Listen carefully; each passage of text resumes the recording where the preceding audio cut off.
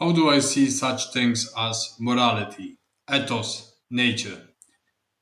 Morality is a codified sum of experiences within a given culture or civilization. In other words, it is relative in between cultures, civilizations, beliefs, political arrangements, and so on.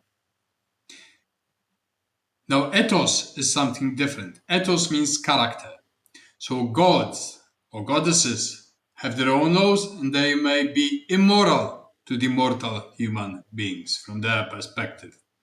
Unless the mortal wants to project his own swine gibberish of morality upon the infinite stars and the divine itself. So gods do have ethos, that is character, that is a nature, and from which the mortal derives the daimon, the spirit. And his nature is himself. That means that gnotise auton, by knowing yourself, you know your nature. And from this nature, what you derive is your morality. That is, if you have enough insight and wisdom and observe the effects of actions of groups, cultures, civilizations, you skim the milk of the best of the values, arete, virtues of various cultures, civilizations. You sip their wisdom and you discern and differentiate of what use it may be to you and to the society.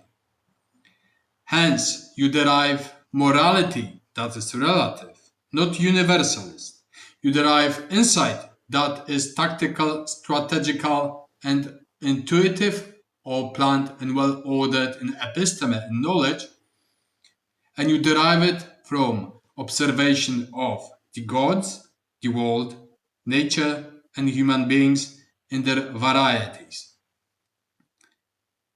By this observation, you derive what wise sophon may be in this, what moralities you may forge for yourself that are accordant with your nature and daimon, and how it intersects with the natures and conflict and moralities of others and their ethos. Now you may say that, citing Ernst Junger, that the soldier killing on duty is completely immoral from Judeo-Christian perspective. Yet he has an ethos of a warrior if he is self-restrained and he doesn't kill like a beast or a barbarian. In other words, a soldier in Alexander Macedon's army was both moral and ethical, different time frame. From the perspective of Judeo-Christianity, he was immoral. From the perspective of Hellenism, he was both moral, ethical, and possessing of Alke, that divine command.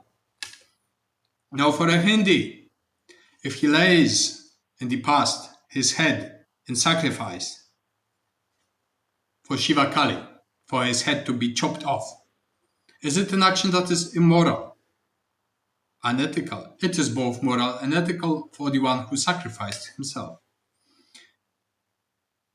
And more advanced in the Leela, or the illusion, and the play, Maya, the illusion, Leela, the play.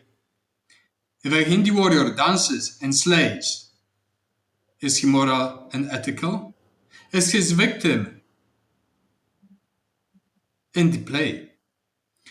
So if you are a soldier and another warrior approaches, if you slay him and he is in the play, he is never conquered. And you, as a slaying person, you never slayed.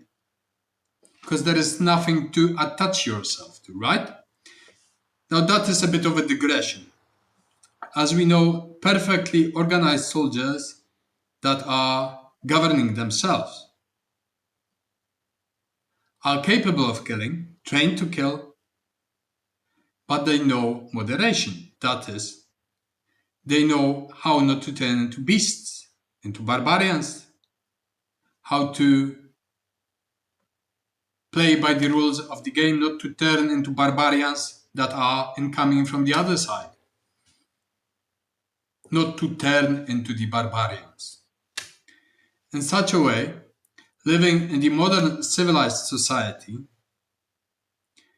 The very important part is that once you encounter total freedom, moral or immoral, ethical, ethos, unethical, you make decisions and judgments.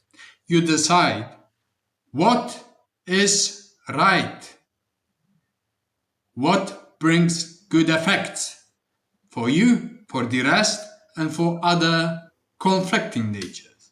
And from that you derive justice. Now, this is the justice of mortals. It is not the justice of gods or providence, but it's more close to the justice of mortal men.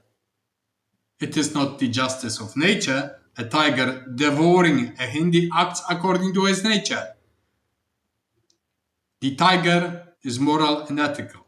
A lion devouring a Christian, from the perspective of a lion, is moral and ethical. Ethos. Simple.